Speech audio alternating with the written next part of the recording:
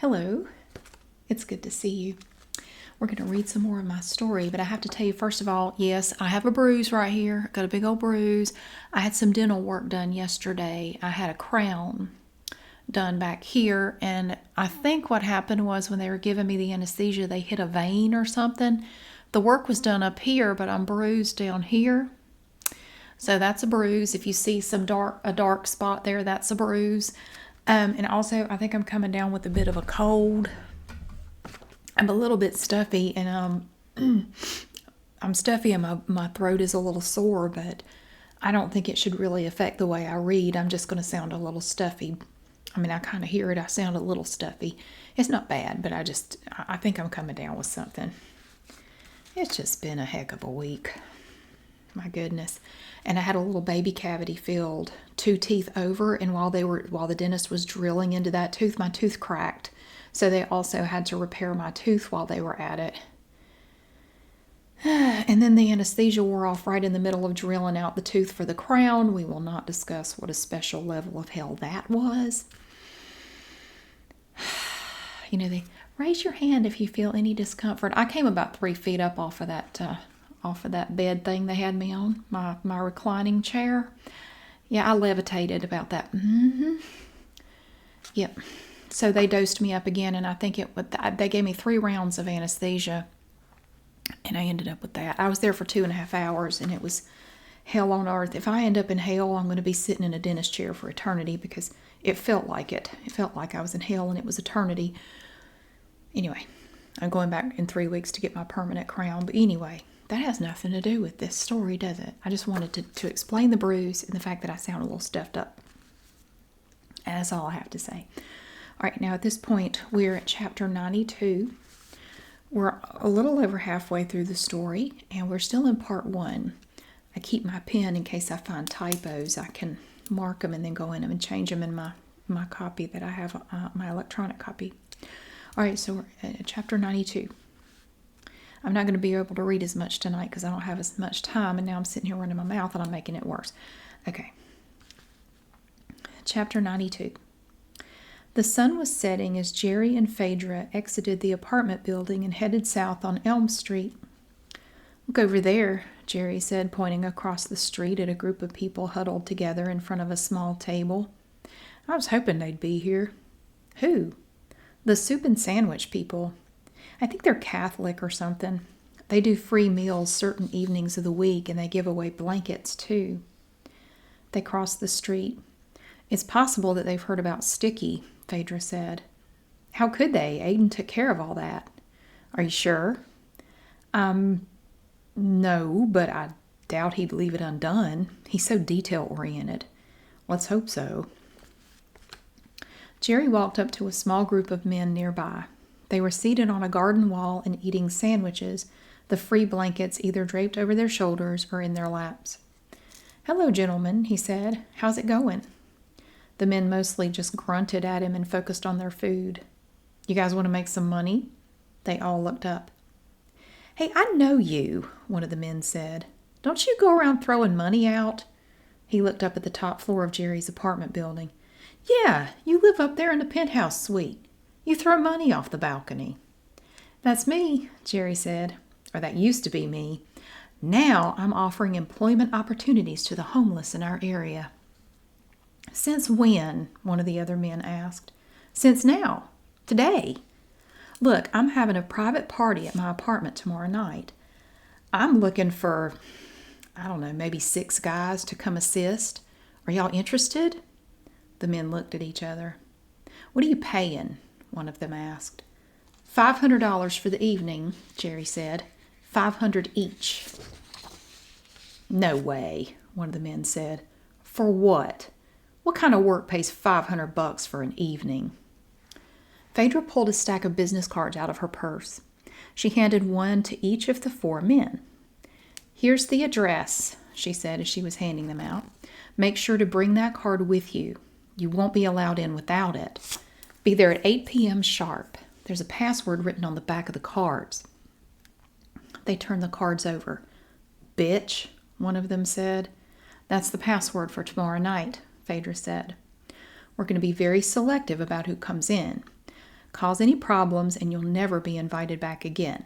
Keep your mouth shut and do what we ask of you, and everything will be fine.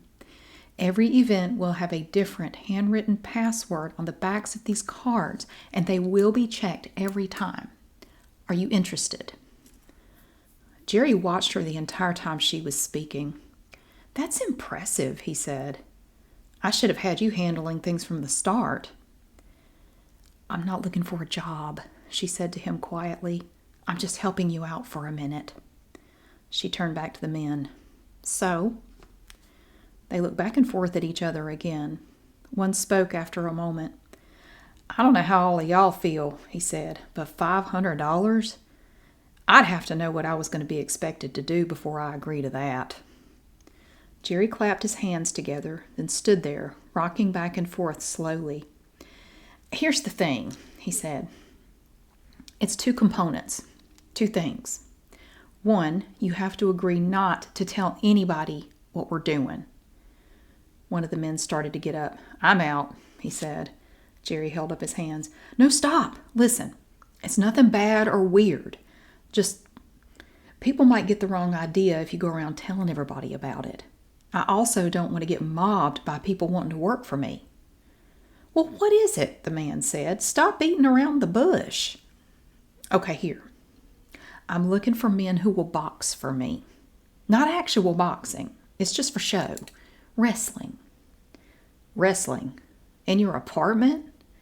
"Yeah, for entertainment. Nothing crazy. It's just for fun. You know, a good time." The man looked him in the eye. "So no serious punches or anything?" "No, not at all." "How long do we have to do this to get the money?" 10 rounds, Jerry said. "Do all 10 and you'll get your money. If you're good, I'll invite you back and we can talk about a little raise for future events."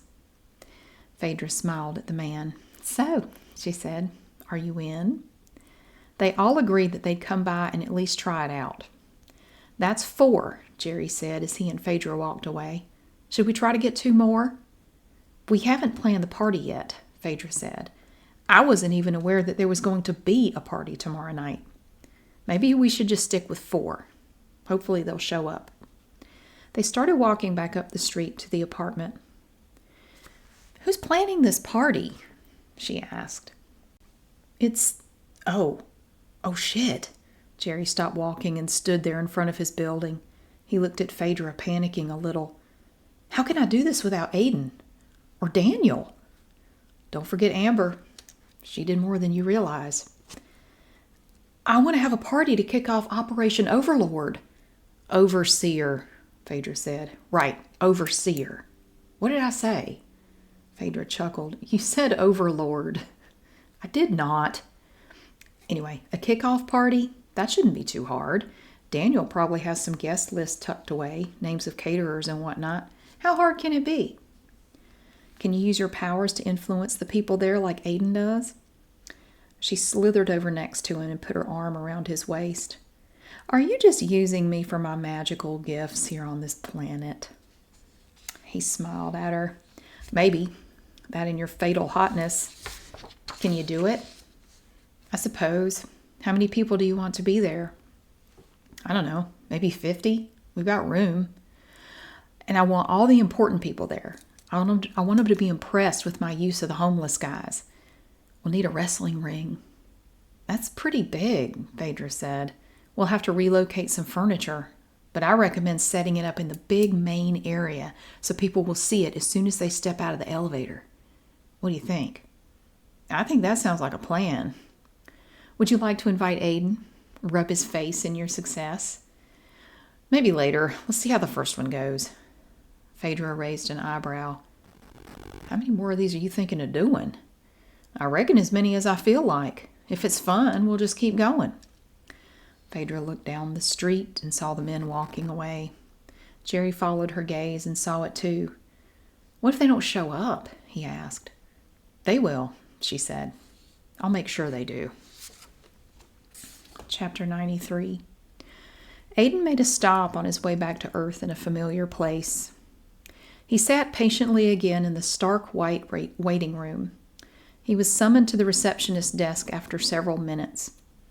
Good to see you again, Claire, he said as he approached. You look lovely. Claire adjusted her glasses and checked her notebook. Again, no appointment. What is it now? I came by to see if you had heard from Denali. I passed on your message like you asked me to, she said. Hasn't he been in touch? He has, but I haven't heard anything further.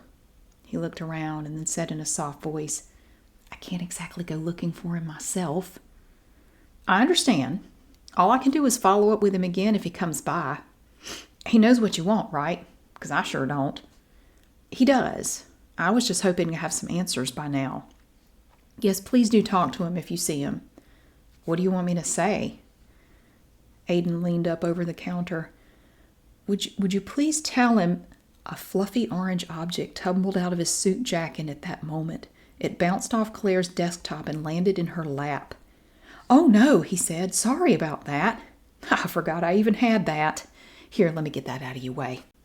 He reached for the object, but Claire grabbed it and pulled it away. She turned it over and looked at it for a moment. Oh, my God, is this for me? She hugged it to her chest and then held it out and looked at it again.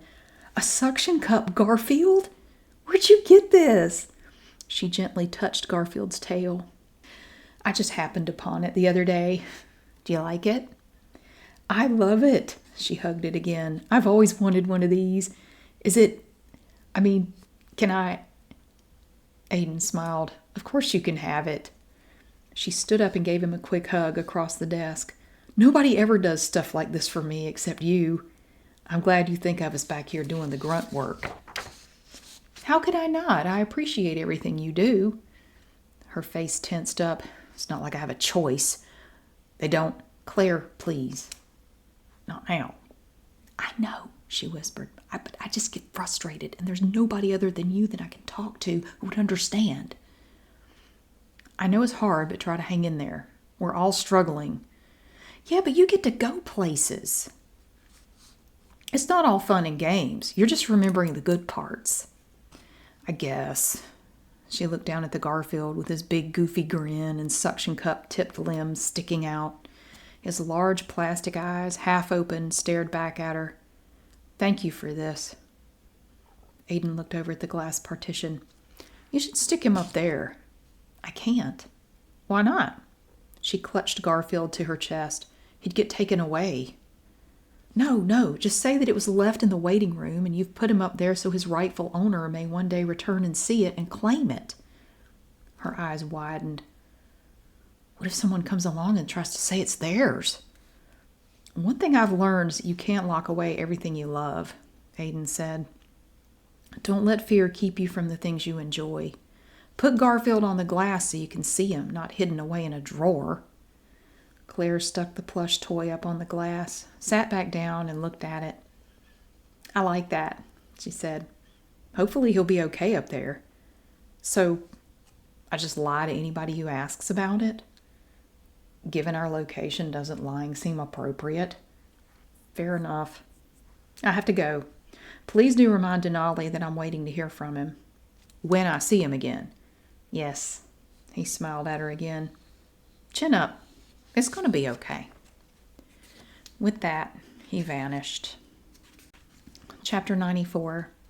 Jerry was strolling around on the rooftop section of his apartment when Phaedra appeared. She left when Jerry went to bed the night before. Where'd you go last night? He asked her. I wanted to spend some time around the homeless, she said. Gather some information. The guys we gave the cards to didn't waste any time showing them around and telling everybody about the deal we proposed. They were bragging about it. Is that a problem for us? Well, it's certainly getting the word out, Phaedra said. We shouldn't have any problem finding recruits for future events. The women weren't happy about it, though. The women? Well, yeah, I get it. They feel like they can't do it, I guess. We told them it was going to be fake, though. We could have women wrestling each other. They mostly dislike the idea of wrestling, Phaedra said.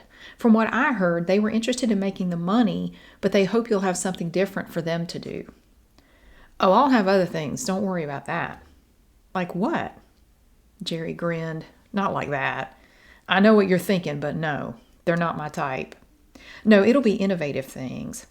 unique opportunities and all that shit. You'll see. But tonight is Fight Club, baby. Do you like the wrestling ring? Yeah, I saw you had it all set up downstairs. It's bigger than I thought it would be. I told you it was going to take up a lot of room. Jerry looked around. Wouldn't it be better up here? I mean, we've got the entire rooftop. We'd be out here under the stars. People in the city swing would have a killer view.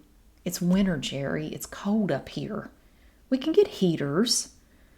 I like it better inside the apartment. Something about it just feels cozy. I don't know how to explain it, but I think it should stay there, at least for now. He shrugged. We'll see how it goes. Have you invited the people? I have. You're going to be impressed with the attendance. He was very impressed. Phaedra did a great job with everything. Guests started arriving at 7, and Jerry saw a nonstop stream of who's who coming up in the elevator and entering his apartment. Everyone was intrigued by the ring in the living room, and a few of the guests even got in it and pretended to duke it out. Jerry jumped in and made like he was socking a congressman in the face for a photo. It made the front page of the News and Record the next morning. The 4 men arrived at 8 o'clock on the dot. They showed the cards to security and were sent up, where Phaedra, holding a large folder, greeted them at the elevator. They stepped out and gaped at the wrestling ring. That sumbitch is huge, one of them said. Hey, ma'am, do you need to see our IDs or something? How are we going to get paid? That won't be necessary, she said. If you do the 10 rounds, you'll get your money. Don't you at least want to know our names? We'll only worry about names if you're invited back, she said. She looked him up and down. Take your coats off and put them in the bag that security is holding behind you. Then pull your shirts up and turn around. The men did as they were told. A large security guard was standing behind them, holding open an oversized plastic lawn and leaf bag, and they stuffed their coats down into it. Phaedra gazed at their backs, then opened up her folder. I'm going to place large numbers on your backs. You'll be naked from the waist up for the rest of the evening, so please remove your shirts and place them in the bag with your coats. She waited for them to take their shirts off and put them in the large plastic bag. The security guard then tied the bag up and walked away with it. Where's he going with our stuff? One of the men cried. It's being put away for safekeeping, Phaedra said. Everyone please turn back around. The spectacle had drawn a bit of a crowd. About a dozen partygoers had assembled in a rough semicircle just in front of the wrestling ring to see what was going on. They rattled ice in their cups, chatted amongst themselves, and stared at the men like zoo animals. Phaedra lined the men up and placed large felt numbers on their backs. The adhesive gripped to their skin almost immediately. 1, 2, 3, 4, she said. That's your name tonight. The men reached back and lightly touched the number with their fingertips. Ripping another man's number off will be an instant disqualification for the offender, she said. You'll be given your belongings and sent away empty-handed. No touching the numbers. Understand? They all responded, yes. Jerry came bouncing over, a martini in one hand and a pinwheel in the other. He looked the men over and smiled. This is going to be so great. You guys have fun up there, huh? He slapped one on the behind and shimmied off to the kitchen. Hey, one said, looking at Phaedra, that's bullshit. If we're going to keep getting slapped on the ass, I want more money. You'll be taken care of, she said. Just follow the rules. No hitting below the belt, make it 10 rounds, and don't touch the numbers. Are we supposed to wrestle in our pants and shoes? 3 asked. Something like shorts would be better. Excuse me for a moment. Phaedra left to find the security guard. Jerry had cornered him in the kitchen to ask him about his tattoos. Can I please borrow him? She asked, leading the security guard away. We need another bag for the men's pants and shoes, and we'll be having them change into shorts. She produced 4 pairs of metallic, shiny, knee-length gym shorts, and the security guard escorted the men to a spare bedroom to change. Jerry found a bullhorn and went around both the main level and the roof, directing everyone to the ring. Y'all come see the show, he shouted into the device. You can act all high and mighty in your everyday life. I don't care. But deep down, you know you like a good wrestling match. Phaedra grabbed him on one of his passes through the area near the ring. What are you doing? She asked. What do you mean? I'm getting everybody down here. Some women from Pure Platinum had stopped by for a swim in his heated pool, and they came down to the main level, slipping some robes on over their bikinis. "Hoochie mama," Jerry called out. "That's a whole lot of TKO right there." He gave Phaedra a kiss on the cheek. "I love you. Just get the guys out here and we'll get started." The men walked back toward the ring in their shorts, barefooted and a little shocked by all the people cheering for them. Phaedra waited for them nearby and motioned them over. 1 and 4, she said. "I want you two to go first. Try to make it interesting and try to make it through 10 rounds. That shouldn't be too bad. And then 2 and 3, you'll be next. Just wait down here." Somebody brought out a large box of cigars and passed it around. The room was dimly lit except for a large light over the ring. Cigar smoke filled the air. Jerry drafted one of the Pure Platinum ladies to hold the sign for the rounds and another to ring the bell at the end of each round. "Let's start," he called out to Phaedra. "We don't have an announcer," she said, producing a golden microphone from behind her back. "Unless—" she waved the microphone back and forth. He set his drink down and grabbed it out of her hands. "Oh, hell yeah." Jerry climbed up into the ring, microphone in one hand and a lit cigar in the other, and looked around at the crowd. "I want to thank everybody for coming here tonight. I could barely see anybody. It's so frickin' dark in here. Thanks for coming to the big grand kickoff of Operation Overseer." Everyone cheered. Jerry took a drag off the cigar, exhaled the smoke straight up toward the light, and continued. "I don't know if any of y'all noticed, but I have a few battle scars tonight. Check out these scratches and bruises around my neck." He held his arms back and looked upward for a moment, and then brought the microphone back up to his lips. "You see that? Yeah, a homeless guy did this to me. Happened just yesterday. Keep an eye on Channel 3. They're doing a story about it. Anyway, that attack led to this, what we're doing here tonight. I'll have more events in the future similar to this.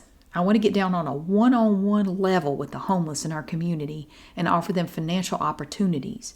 My method may be a little unorthodox, but in the end, I hope to really reach the homeless in a completely new way. And with that, I give you homeless wrestling." The bell rang, and Phaedra pushed the men up into the ring. "This is—" Jerry looked at the numbers on the men's backs. "Looks like 1 and 4. This'll be the tryout match. We'll worry about names later if y'all are any good. Let's do it." Jerry exited the ring and set the microphone down. He joined the audience to see what would happen. 1 and 4 walked around in the ring, pretending to size each other up.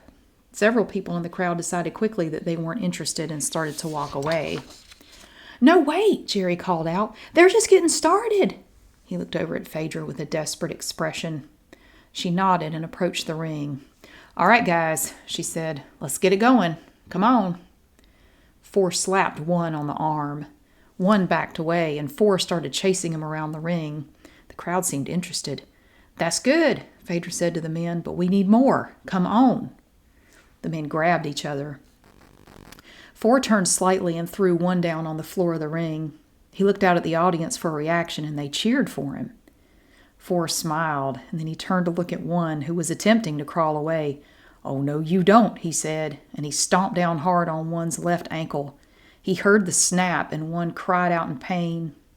4 looked over at Phaedra. "I didn't mean to do that," he yelled over the crowd, shaking his head. Phaedra smiled and held up a $100 bill. "Here's a bonus," she yelled back. She then looked over at one of the security guards.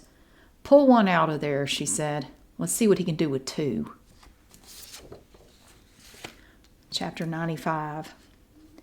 Aiden came back looking much better. He looked well rested and seemed to be in a better mood. "Did you like the dresses?" he asked me. "They were nice, and funny how you knew which one I'd pick. The shoes were great, too. Thank you." "Do you have any details yet for the funeral?" Yeah. Grandpa wants to do it as soon as possible. With Christmas coming up." "I understand. It's going to be tomorrow afternoon at 2:30. Can you still make it?" "Of course." He looked a little closer at me. "How are you holding up? I shouldn't have stayed away so long." "I'm fine, honest. It's not going to be easy, but I'll be all right." Thanks to you, I had a chance to see her again a couple more times. I really appreciate that. It was nothing.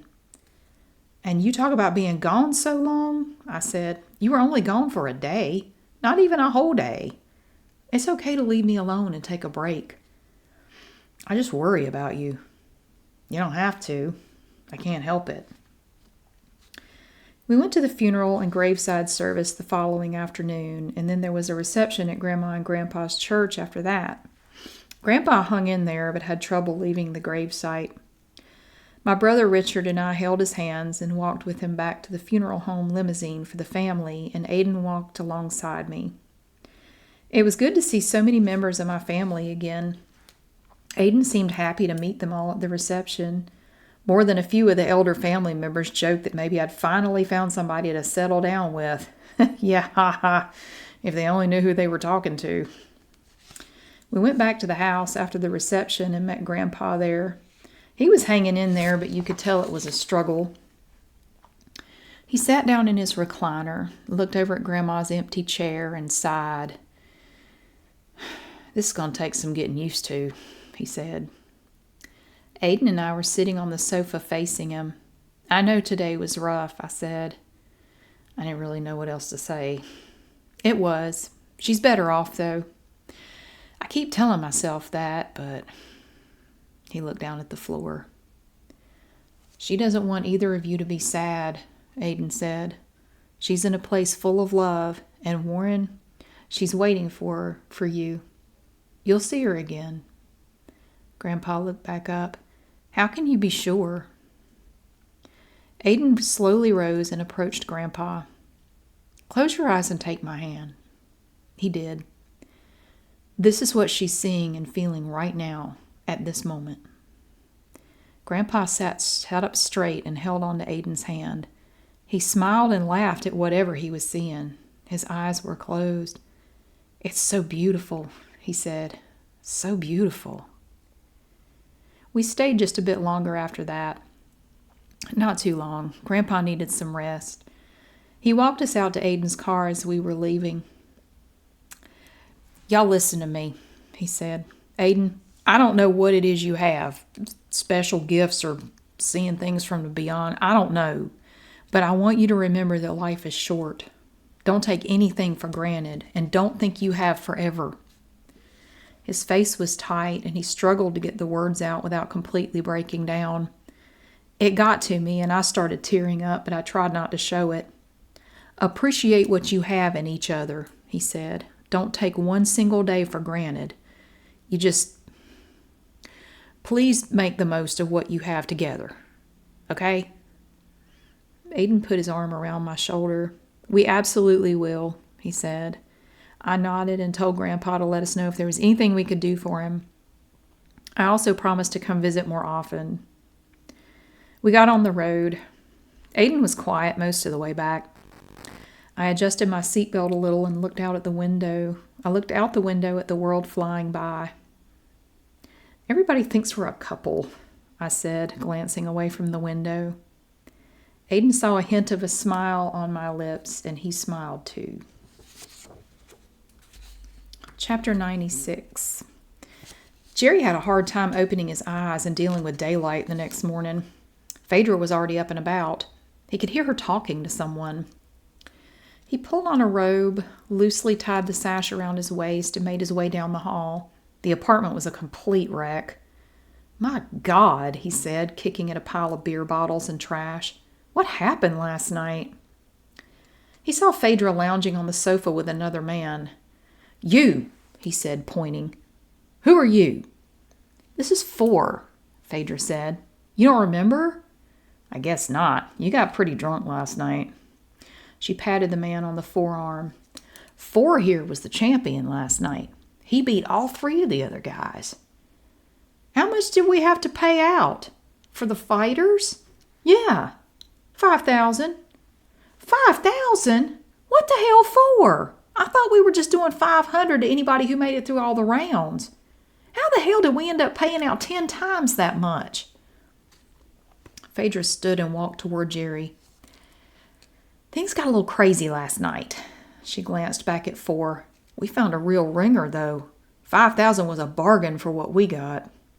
"What'd we get?" Jerry asked. "And how do I not remember it?" "You got drunk. What can I tell you?" "Listen, it was a big success. Everybody loved it and wanted to know when you'd be doing it again." "Where did all the money go?" Forrest stood up and held up a big roll of cash. "Right here."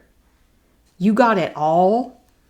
"Most of it," he said. "The other guys, let's just say they got some workers' comp." "Where are they?" "They were escorted out," Phaedra said. "So we have a contender," Jerry said, looking Four up and down. "And you got yourself some Christmas money. Don't spend it all in one place." Four took a shower and changed back into his street clothes. He came back into the living room. "So you're thinking about doing this again," he said to Jerry. "How soon? I'd like to get in on it." Jerry and Phaedra looked at each other. "We need to get the place cleaned up and see what else is going on," Jerry said. "I want to do it soon, though. We could Christmas Eve night," Phaedra said to Four. "Is that soon enough for you?" "Christmas Eve night?" Jerry said. "I don't think anybody would want to spend the night before Christmas watching hobos beat the shit out of each other." He looked at Four. "No offense." "Nah. And yeah, I agree."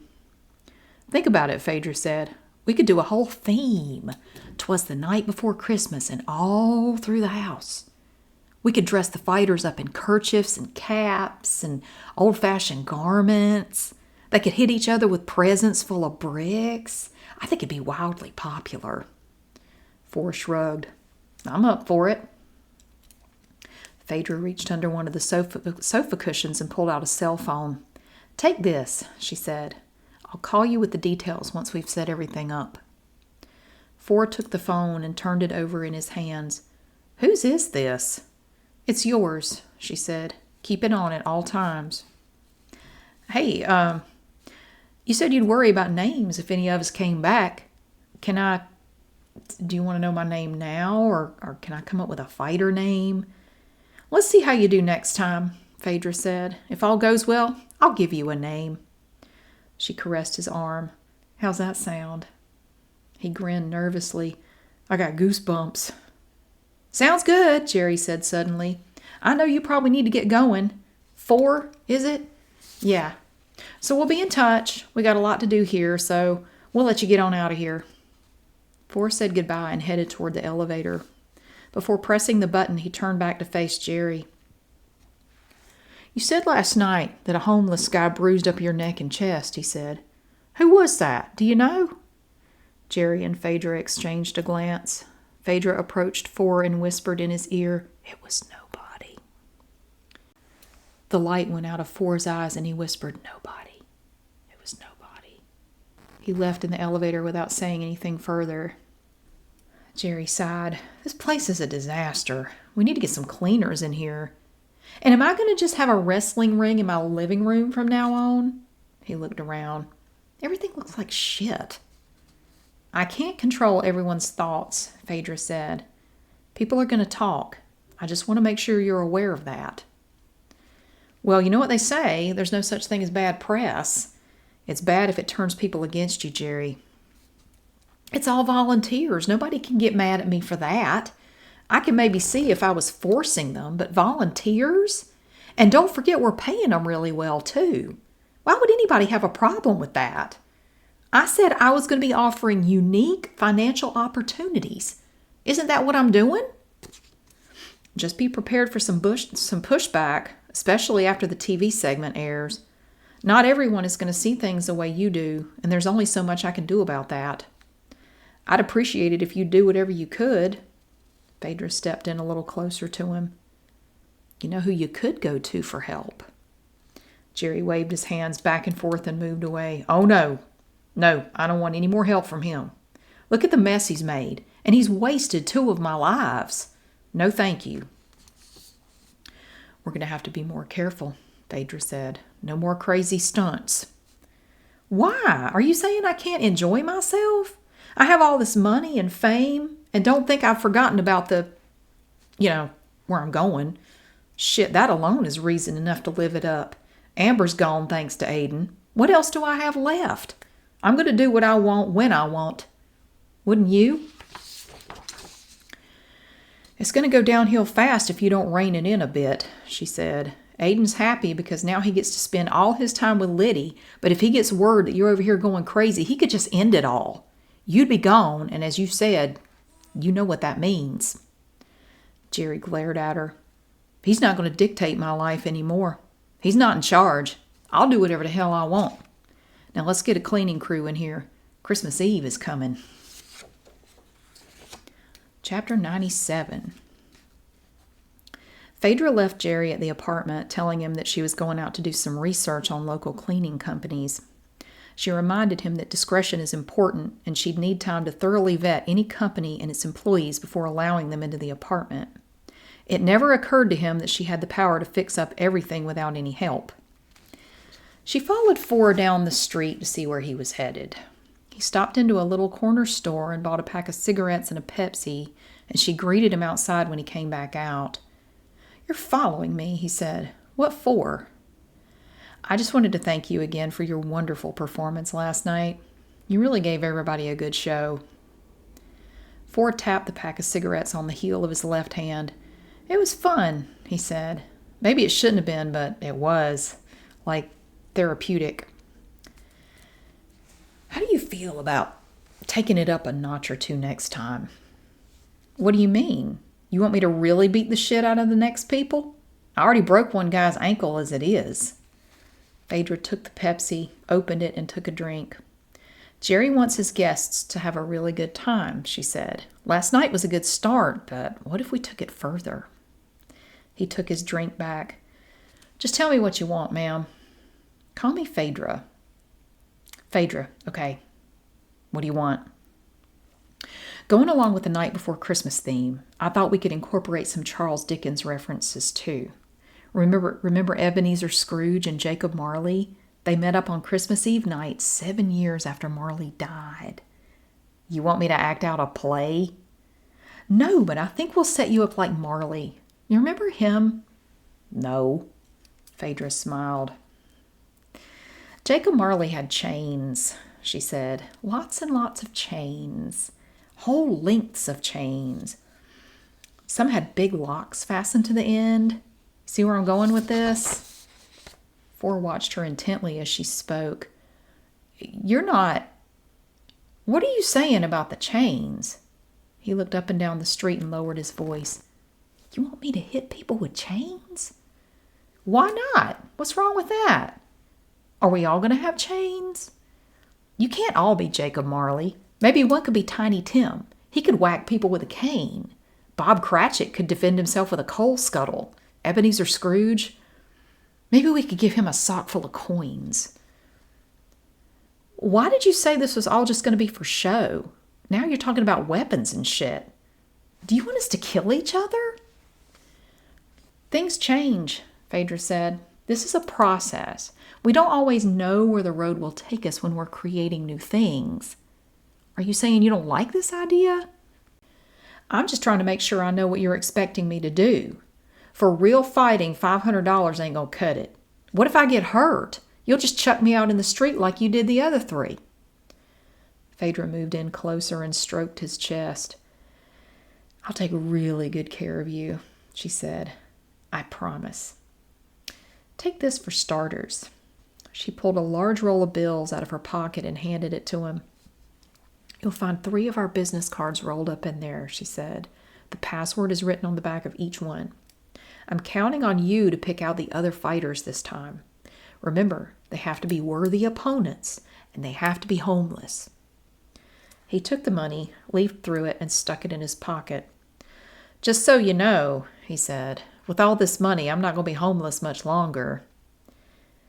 "You let me know where you land," she said with a wink. "I'll give you a housewarming gift you won't soon forget." He leaned in closer to her. "Oh, yeah?" "Definitely. And just so you know, I'm not what you think I am." He backed up. "What do you mean?" He glanced at her below the waist. She laughed. "Not like that. I mean, I'm not human.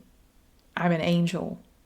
I'm here to help Jerry, and, She moved in close and kissed him. "I can help you too if you want." Phaedra hired a cleaning crew to tidy up the apartment and another company to come in and decorate for Christmas the next day. They even decorated the wrestling ring and the city swing up on the roof. Jerry walked around in the apartment admiring everything. "Look at this," he said with a smile. "Who needs Aiden? You made this place look way better than he ever did." "Hey, did that TV reporter ever get back to us about my story? I'm hoping it's going to air before the party tomorrow night. Let everybody find out what I went through before they get here, you know?" "They're airing it at the tail end of the 6 o'clock news," Phaedra said. "The guest list is looking good, and I'll make sure everyone watches your segment before they arrive. I'll make sure a lot of people see it." "How do y'all do that?" Jerry asked. "Aiden could just make people do stuff sometimes. He said he couldn't control free will, but he could try to persuade people. Do good angels do that too?" "We can," she said. "We like to think we're better at it than the guys like Aiden, but honestly..." She stared at the towering Christmas tree in the corner. "They're better salesmen than we are." "I think you do a great job," he said. "Keep it up. How many people are coming tomorrow night?" "Oh, what about the food? And booze? We need caterers." "It's all taken care of," Phaedra said. "Relax. We'll have a wonderful dinner in the main dining area and drinks out here while we watch the show." "Have you got the hobos?" "Four's working on it. And remember, I gave him a phone so I can check with him at any time." He chuckled. "You really just call him by a random number. I love it." "We're going with the Christmas theme for the fights. Wait till you see it. I think it'll be a big hit." "Speaking of Christmas," Jerry said, "what would you like for a Christmas present?" She took him in her arms and kissed him. "All I want is to make you happy." He took her hands and started walking her down the hall toward the bedroom. "Ha! We don't have to wait for Santa for that." Chapter 98. Aiden and I spent most of Christmas Eve at Grandpa's house. A bunch of the family came over, and we all brought food and drinks. We had a nice lunch. We'd all just seen each other at Grandma's funeral, but we didn't want Grandpa to be alone. My brother had planned on staying through Christmas to keep him company, which was a really nice thing to do. His first Christmas without Grandma was going to be tough. We got back to my house around 5. "You probably know that drive about as well as I do now," I joked as we pulled into the driveway. He parked and we got out.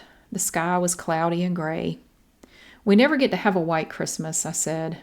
"That was one of the only good things to come out of my time in Dalton Fisher. I actually got to see it snow on Christmas Day. First time in my life."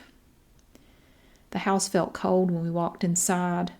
I checked the thermostat, but it was fine. A balmy 70 degrees. "Why do I feel chilly?" I asked. Aiden took my coat and hung it up. "You got cozy in the car, and then you got out. It's really cold out there today. Here." He had me lie down on the couch, and he covered me with a blanket. "I'll make some hot chocolate." "With the little marshmallows?" "If you like." "That'd be so good. Thank you." I found myself reaching for the TV remote. "How about we watch the news?" I called out to Aiden, who was rattling about in there getting my hot chocolate ready. "The news?" He came back into the living room and watched me fiddle with the remote. "I don't think I've ever seen you do that." "Do what?" "Watch the news." I flipped from one channel to the next, but most of them seemed to be non-functional. "Stupid TV," I muttered. The antenna's punishing me for never using it." "Can I try?" Aiden took the remote and changed the channel several times.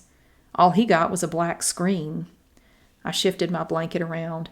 "Did you think you could click it more thoroughly or something?" "No, but my..." He shook the remote out of frustration. "I thought my magic touch... You know..." He kept clicking. "This thing is stupid." I laughed. "You've been hanging around me too long." Channel 3 was the only one we could pick up. I figured my antenna had finally died. Aiden went back into the kitchen to make my hot chocolate, and he brought it to me just as the evening news was coming on. We chit-chatted through the first few news segments, the first few news previews and teasers, but just as I held up a big spoonful of my hot chocolate, I caught a glimpse of Jerry on the screen. I dropped the spoon back into the mug and pointed at the TV. "Look! What's he doing on there?" I grabbed the remote and turned the volume up. We heard some reporter lady say something about turning a negative into a positive. Aiden and I looked at each other confused. Did something happen that I don't know about? I asked. Let's wait and watch the story. Frankly, I have no desire to even do that, but it's my job. I drank my hot chocolate in silence while we watched the news and waited for the segment. Something about this situation didn't sit right with me, and I couldn't stop thinking about it. This isn't like you, I finally said. None of this. It's not normal. What do you mean? You not knowing things. You always know what's going on, and you've always got a plan worked out ahead of time. Do you seriously not know what's going on with Jerry? You're going to sit here and wait to see it on the news? Aiden looked at me. He looked so rested and happy after his little skating adventure, but now he just looks sad. Maybe it was the lighting in the room, but something about his face just looked off. I could go find him, he said, but once my people get to this point, I prefer to not watch the downfall. I tune it all out. He'll reach out to me if he needs me. They always do. But you act like you have no idea what's going on with him. Is that true? I'm not quite myself, he said. Something is definitely not right, and it may be my fault. What's your fault?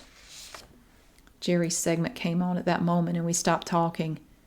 It was wild. Jerry said he was attacked by a homeless man, and he would have died if a stranger hadn't stepped in.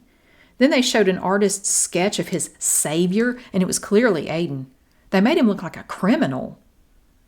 I wondered how he'd deal with that, Aiden said. Did that actually happen? It did. A man chased him down and tried to kill him. And you stopped it. After he called for help, I did. Wow. Jerry said in the interview that he was going to offer unique employment opportunities to the homeless people of Greensboro. I wonder what he means by that, I said with a laugh. Aiden nodded. One can only guess. The doorbell rang. I leaned up to look out the front window. I don't see a car, I said. Probably just a salesman. Aiden went to the door and opened it. Denali was standing there. Oh, look, Aiden said to me. You were right. Chapter 99. Denali asked Aiden to step outside and close the door. I could go out on the back deck again, Liddy said. Denali looked at her, lounging there on the couch with her drink and her blanket. No, you look too comfortable. We'll just go out here. Aiden closed the door and they stepped out into the front yard. What have you found out? Aiden asked. I've been busy with my own work and haven't had much time to investigate. So, have you learned anything at all? I spoke to a few others discreetly, and no one is aware of any suspicious movement. You're the only one having any problems at this point, as far as I know. Of course, I can't ask everyone, so I don't know for sure that you're alone in this. Aiden looked down at a patch of clover beneath his feet. You know it's just me. It would have been reported if others were experiencing the same, and we'd all know about it. I can't report it because you're not supposed to be here, Denali said. We both know that. How have things gone since I last saw you? Are they any better? Aiden reached down and picked up a shiny mica rock. He turned it over in his hand and admired it. My person sent me away. Already? He said he could handle things just fine without me. We just saw him on the news. Why was he on the news? He was attacked by a homeless man a couple days ago. I saved his life. Were you already there, or did he have to call for you? Actually, the better question is, were you aware of the situation ahead of time? I wasn't.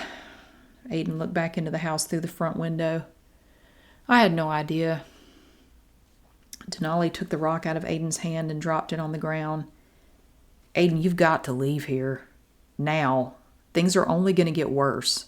You're losing your abilities. How much more has to happen before you wake up and get the hell out? How do you know? You don't know the cause of any of this. I'm looking at the cause. You don't know. Denali shook his head. You're starting to sound like the people we come here to make deals with. I can't help you. Whatever you think you're doing, nothing I find out is going to make any difference. Aiden picked the rock back up. Then don't help me. Go back to work and forget I ever asked. You know the damage you're doing, Denali said. It's up to you to do the right thing. Just go. Denali vanished without another word. Aiden took his rock inside to show Liddy. And we're going to stop there. And we're going to pick up on chapter 100 when we come back. Thank you so much for watching. I hope you enjoyed these chapters today. Thank you so much for being here, and I will see you next time.